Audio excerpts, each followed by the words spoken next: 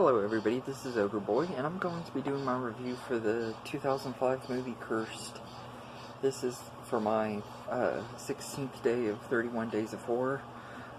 I'd been a little bit behind and everything. After I'm done with this review, I'm going to try to watch the one for today, and then I'll be caught up and everything. So, the movie's directed by Wes Craven and written by Kevin Williamson, the team behind Scream, and I really actually enjoyed this movie when I rewatched it.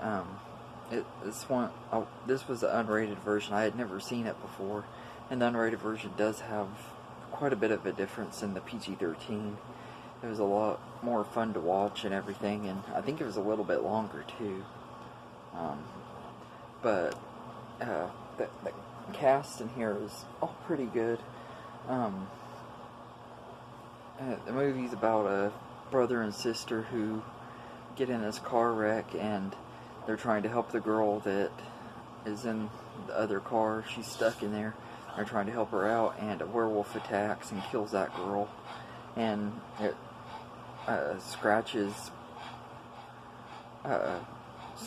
or one of them and bites the other one, and so they both have the werewolf curse put upon them and everything, and they're trying to figure out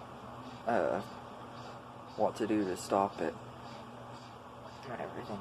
This is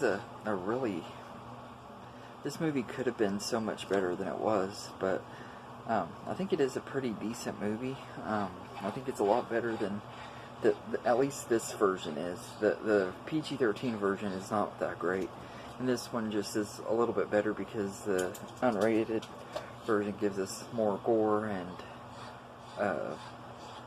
everything. So, but the cast in this, though, they're all pretty good in here. Christina Ricci plays Ellie, and I really like her. But Christina Ricci's one of those actresses that I think she's always good in everything she's in, and this is just another one of those where she was really good in it. And everything, I thought she was great. Jesse Eisenberg plays her brother, Jimmy, and he was good too. The chemistry between the two of them was really good too. They really were believable as a brother and sister, and they worked really good together. Joshua Jackson plays Jake, who is Ellie's boyfriend, and everything. We find out he's the werewolf and everything, and it kind of has a big twist at the end where at first you think he's trying to be a good person and everything, but he's wanting to kill Jimmy and turn Ellie into a werewolf and everything, and the only way they can fully stop it is if they kill him and everything, because he's the one that put the curse upon them and everything. But I think he was really good. I thought he did a really good job playing the deranged part of the character when they start showing the dark side and everything. I was really impressed with his performance on that. Judy Greer plays Joni, who's a werewolf, the one that actually attacks a lot of the people in the movie. But she's really good in here too. She became a werewolf when she had a one-night stand with Jake and everything, and since she got the curse from him and passed it on to them, the only way to stop it all is if Jake gets killed and everything. But Joni is she was a pretty good antagonist. It was really good, cool getting to see Judy Greer in this movie, because she's like really over the top and everything, and I've never really seen her play a villain like this. I've seen her play people that aren't very nice and everything, but I've never seen her play a character like this, and I thought she was really good in the role. And it's kind of amusing, though, the way she's over the top and stuff, though. Milo Ventimiglia, I'm sorry, I know I butchered that name, plays Bo. First he starts out as a rival with Jimmy. He doesn't really get along with him and everything, and he's always calling him really rude names and stuff, and everything, and as the movie progresses, he comes out as gay, and he tries to get Jimmy to go out with him, but Jimmy isn't gay. But I think Bo was a pretty good character, and I think that Milo did a good job playing him. I'm just going to call him Milo because I don't know how to pronounce that last name, but he did a good job. And Christina Anapo plays Brooke, who is Jimmy's love interest.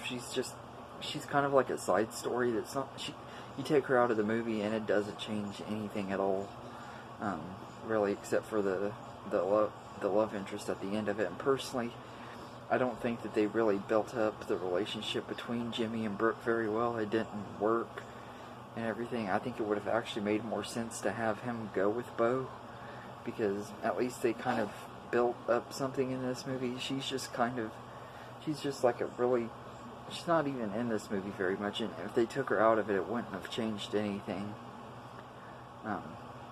But all of them were pretty good and everything. And then Shannon Elizabeth has a small appearance in this movie at the beginning of the movie. She's a girl that gets killed by the werewolf after the car accident and everything. She's good for the little bit of screen time she's in here.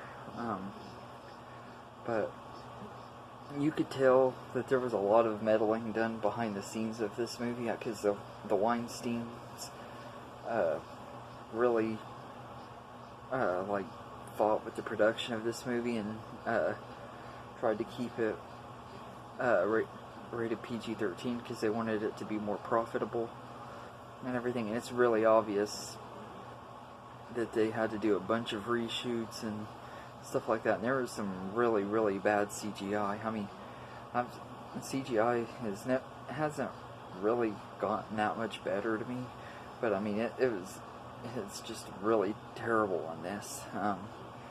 And everything. There are some scenes where they have the practical effects on the werewolf and everything, but most of the big times when you see like the werewolf full up close and stuff like that, it's CGI, and it looks absolutely terrible and everything. It kind of takes me out of the movie and everything. That's one of the reasons why I'm not as big on this movie and everything, is because the werewolf looks bad. I mean, you could argue that in Silver Bullet, which I just reviewed last night, that the werewolf looks pretty bad in that, which I don't deny. He doesn't really look that good, but he's miles way better than the werewolves in these movies. The CGI is just so appallingly bad and everything. And the dialogue in this was one of the things I love about Scream and